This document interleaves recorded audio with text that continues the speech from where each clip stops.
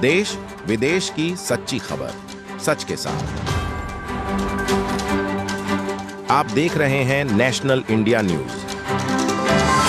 North Bengal के सिलीगुड़ी शहर में तृणमूल कांग्रेस द्वारा सामाजिक गतिविधियों को रोकने के लिए अभियान चलाया गया।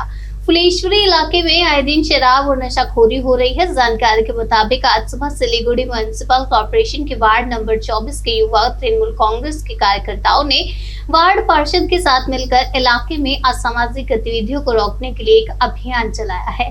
चेयरमैन प्रतुल चक्रवर्ती ने सिलीगुड़ी पुर निगम के वार्ड नंबर 24 में फुलेश्वरी के पास रेलवे लाइन पर एक अभियान चलाया। उन्होंने बढ़ती असामाजिक गतिविधियों के विरोध में मार्च निकाला। इस संबंध में वार्ड पार्षद प्रतुल चक्रवर्ती ने कहा कि दिन ब दिन असामाजिक गतिविधियां जो हैं वो लगातार बढ़ रही हैं। फुलेश्वरी रेलवे लाइन से सटे इलाके में इस बारे में पहले भी कई बार राज्य सरकार को सूचित किया जा चुका है। हालांकि उन्होंने शिकायत की, रेलवे अधिकारी इस मामले पर ध्यान नहीं दे रहे हैं। আমাদের 24 নম্বর ওয়ার্ড যুব তৃণমূল কংগ্রেসের পক্ষ থেকে এই 24 নম্বর ওয়ার্ডে এই বিস্তীর্ণ এলাকায় রেল লাইনকে কেন্দ্র করে রেল লাইনের দুপাশে যেভাবে মদে আসক্তদের যেভাবে দাপাদাপি শুরু হয়েছে তার বিরুদ্ধে লড়াই করবার জন্য, প্রতিবাদ জানানোর জন্য আজ থেকে যুব তৃণমূল কংগ্রেস আন্দোলনে নামলো। এখানে আমাদের পরিষ্কার বক্তব্য, এই জায়গাটা হচ্ছে দুটো শাসন।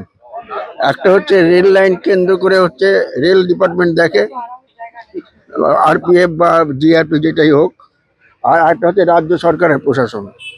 রাজ্য সরকারের সাথে আমরা যোগাযোগ করেছি, রাজ্য সরকার কিন্তু এর মধ্যে পদক্ষেপ নিয়েছে, কয়েকজনকে গ্রেফতারও করেছে, কিন্তু রেল পুলিশের তরফ থেকে কিন্তু কোনো ধরনের উদ্যোগ আমরা দেখতে পাচ্ছি না। আমরা যেসব ব্যাপারে রেলের কাছে যাই কোনো উদ্যোগ নেই, তাদের কোনো এইসব ব্যাপার নিয়ে কোনো ভ্রুক্ষেপই নেই।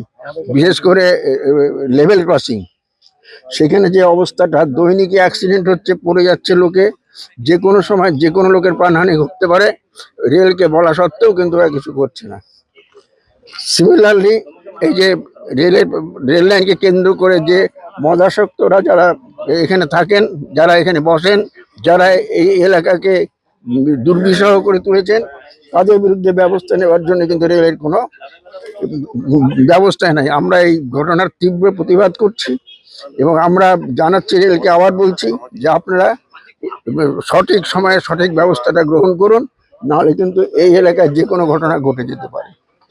আমাদের তৃণমূল যুব কংগ্রেস এই আন্দোলনের সামিল হয়েছে।